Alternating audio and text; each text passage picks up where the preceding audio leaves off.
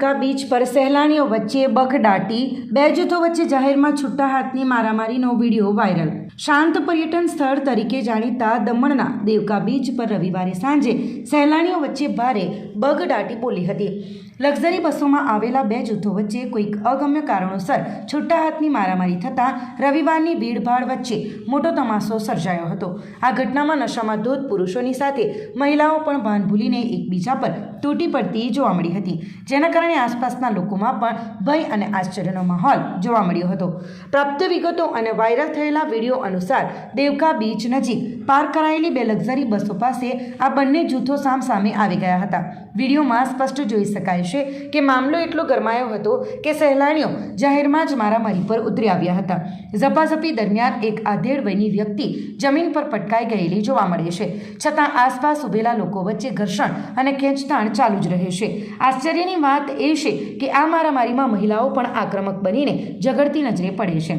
નોંધનીય છે કે વીકેન્ડમાં દમણમાં લાખોની સંખ્યામાં સહેલાણીઓનો ભારે ધસારો જોવા મળે છે।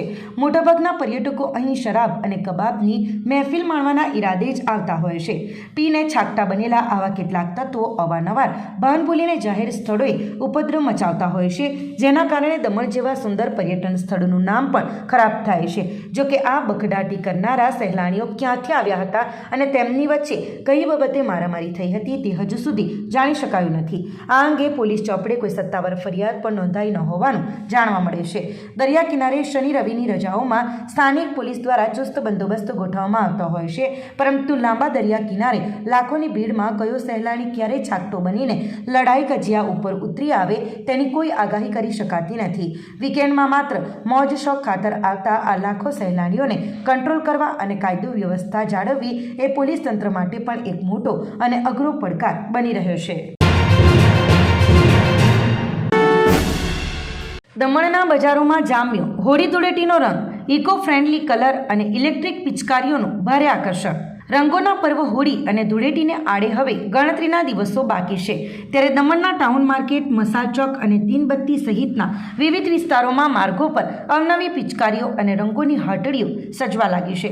આ વર્ષે ગ્રહણ હોવાને કારણે આજે હોળી પ્રગટાવવામાં આવશે, જ્યારે 4 તારીખે ધૂળેટી પર્વ ઉજવાશે, જેના કારણે બજારોમાં ખરીદીનો માહોલ જામ્યો છે। બજારમાં બાળકોને આકર્ષવા માટે છોટા ભીમ, સ્પાઈડરમેન, સુપરમેન અને હલ્ક જેવા કાર્ટૂન કેરેક્ટરવાળી પિચકારીઓ તેમજ ગદા અને બંદૂક આકારની અને સ્કૂલ બેગ ટાઈપની પિચકારીઓની ભારે માંગ જોવા મળી રહી છે। આધુનિકતાના ટચ સાથે આવેલી ચાર્જિંગવાળી ઇલેક્ટ્રિક પિચકારીઓ 500 થી 2500 સુધીની રેન્જમાં અને 2 થી 6 કિલોની ક્ષમતાવાળી સિલિન્ડર પિચકારીઓ 1500 સુધીમાં ઉપલબ્ધ છે। ગત વર્ષની સરખામણીએ સિલિન્ડર પિચકારીના ભાવમાં ઘટાડો થતાં આ વર્ષે તેની ડિમાન્ડ વધી છે। બીજી તરફ કલરની વાત કરીએ તો લોકોમાં સ્વાસ્થ્ય પ્રત્યે જાગૃતિ લાવતા ચાઇનીઝ કે કેમિકલયુક્ત રંગોને બદલે ઇકો ફ્રેન્ડલી સ્ટાર્ચ અને ફ્રૂટ કલર જેવા નેચરલ રંગોને વધુ પ્રાધાન્ય આપવામાં આવી રહ્યું છે। ગુલાબી, પીળા, બ્લુ અને નારંગી જેવા સામાન્ય રંગો 30ની આસપાસ મળી રહ્યા છે, જ્યારે સ્કિનને નુકસાન ન કરતા ઇકો ફ્રેન્ડલી કલરની ડબ્બીઓ 200 થી 250 અને કલર સ્પ્રે 250 થી 500ની રેન્જમાં વેચાઈ રહ્યા છે।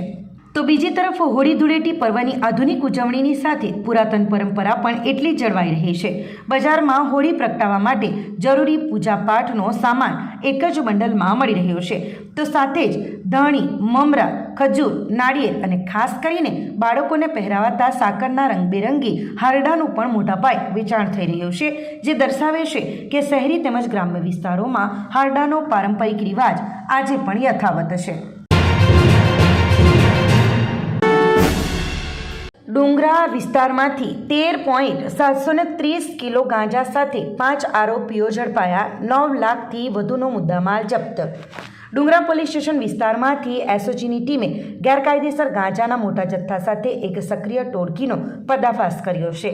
વલસાડ જિલ્લા પોલીસ અધિક્ષક યુવરાજસિંહ જાડેજાના માર્ગદર્શન અને પીઆઈ એયુ રૂઝની રાહબરી હેઠળ ડુંગરા પોલીસ સ્ટેશન વિસ્તારમાં પેટ્રોલિંગ દરમિયાન વાપીના કરવડમાં યશો ઇન્ડસ્ટ્રીઝ નજીકથી પોલીસે આ કાર્યવાહી કરી હતી। આ ઓપરેશનમાં પોલીસે Bajaj auto rickshaw number GJ15AW 5153માંથી 13.730 kilogram ગેરકાયદેસર ગાંજો જપ્ત કર્યો છે, જેની અંદાજિત કિંમત ₹8,83,500 જેટલી થાય છે. આ ઉપરાંત ₹2 લાખની રિક્ષા, 4 મોબાઈલ ફોન, 4 બેગ અને રોકડા ₹2,420 મળીને કુલ ₹9,13,920નો મુદ્દામાલ કબજે લેવામાં આવ્યો છે. પોલીસે આ મામલે તસ્કરી અને વેચાણ કરનારા 5 આરોપીઓને ઝડપી પાડ્યા છે, જેમાં વાપીના શૌકત કરીમ ખલીફા અને મનસુસિંહ વિનોદસિંહ મૂળ પશ્ચિમ બંગાળ, ઓડિશાના સરસ્વતી ભોઈ અને ગણેશ પૂર્તિ તેમજ કાયદાના સંઘર્ષમાં આવેલી એક બાળ કિશોરીનો સમાવેશ થાય છે. પકડાયેલા તમામ આરોપીઓ વિરુદ્ધ NDPS એક્ટ 1985ની વિવિધ કલમ તથા જુવેનાઇલ જસ્ટિસની કલમ હેઠળ ગુનો નોંધીને કાયદેસરની કાર્યવાહી હાથ ધરવામાં આવી છે. ધરમપુરમાં ઓવરટેક બાબતે દંપતી પર હુમલો, યુવાનનો ખભો ઉતરી ગયો, 3 શખ્સો સામે ગુનો. ધરમપુર નજીક હનુમંતમાળ બજારમાં ઓવરટેક કરવા જેવી નજીવી બાબતે દંપતી પર હુમલો થયો હતો. 3 બાઇક સવારોએ દંપતીને આંતરીને માર માર્યો હતો, જેમાં યુવાનનો જમણો ખભો ઉતરી ગયો હતો. ધરમપુર પોલીસે આ મામલે ગુનો નોંધી વધુ તપાસ હાથ ધરી છે. મળતી માહિતી મુજબ વલસાડના મુગરાવાડી વિસ્તારમાં રહેતા ભાવિનભાઈ દીપકભાઈ પવાર, ઉંમર વર્ષ 24, તેમની પત્ની અરુણાબેન સાથે રવિવારે સાપુતારાથી મોપેડ નંબર GJ15DR 8232 પર પરત ફરી રહ્યા હતા. ત્યારે 5:45 વાગ્યાના અરસામાં હનુમંતમાળ મેઇન બજાર પાસે તેઓએ એક હોન્ડા સાઇન GJ15DA 2014 બાઇકને ઓવરટેક કરી હતી.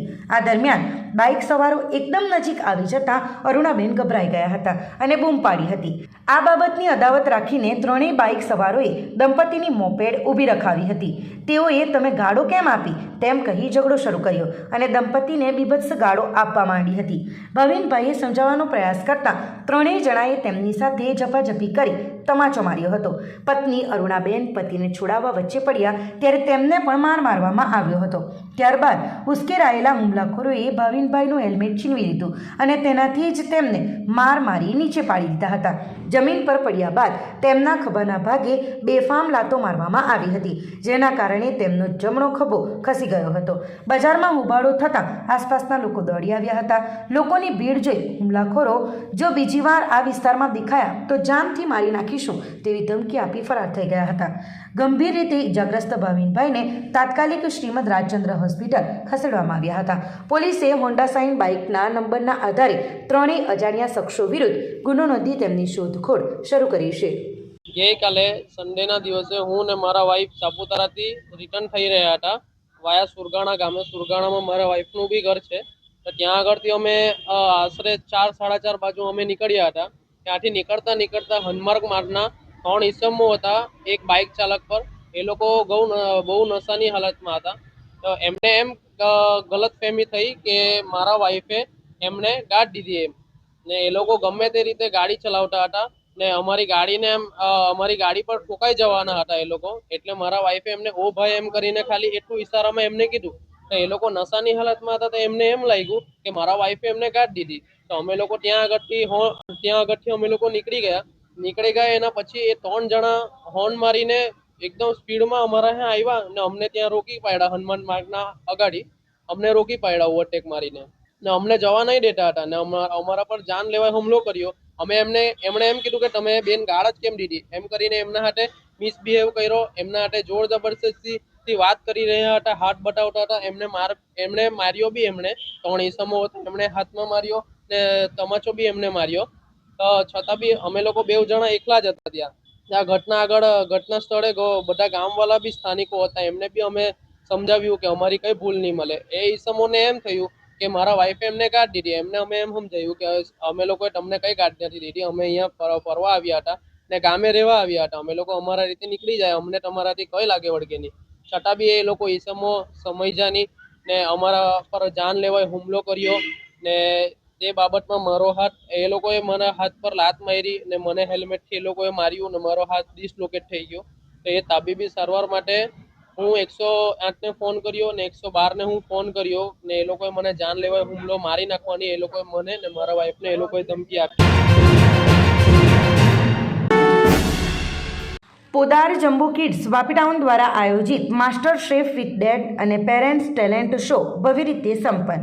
પોદાર જમ્બો કિડ્સ વાપીટાઉન દ્વારા આયોજિત માસ્ટર શેફ વિથ ડેડ તથા પેરેન્ટ્સ ટેલેન્ટ શો કાર્યક્રમ શનિવાર 28 ફેબ્રુઆરીએ સાંજે 5:30 થી 8:30 દરમિયાન મેડ ઓવર ટફ ચલા ખાતે ઉત્સાહભેર અને યાદગાર રીતે સંપન્ન થયો. કાર્યક્રમમાં ચીફ ગેસ્ટ તરીકે ડોક્ટર અક્ષયા ઉકાલે હાજર રહ્યા હતા, જ્યારે ગેસ્ટ ઓફ ઓનર તરીકે હેતાક્ષી પટેલે ઉપસ્થિત રહી કાર્યક્રમને ગૌરવ આપ્યું. વિશેષ અતિથિ તરીકે સંજય શિંદે, નીતા સિંહ, ઝેહાન ઈરાની અને દીપિકા ટંડેલ ઉપસ્થિત રહ્યા હતા. કાર્યક્રમ દરમિયાન પિતા અને સંતાનોએ સાથે મળીને સ્વાદિષ્ટ વાનગીઓ તૈયાર કરી પોતાની રસોઈ કળા રજૂ કરી હતી, જેને જજ તરીકે કવિતા ચૌધરી, ઓનર ટ્રસ્ટી અને શ્રેયસ માસ્કરે મૂલ્યાંકિત કરી હતી. સાથે સાથે પેરેન્ટ્સ ટેલેન્ટ શોમાં માતા પિતાએ ગીત, નૃત્ય અને વિવિધ કલાત્મક રજૂઆતો દ્વારા સૌને મંત્રમુગ્ધ કર્યા હતા.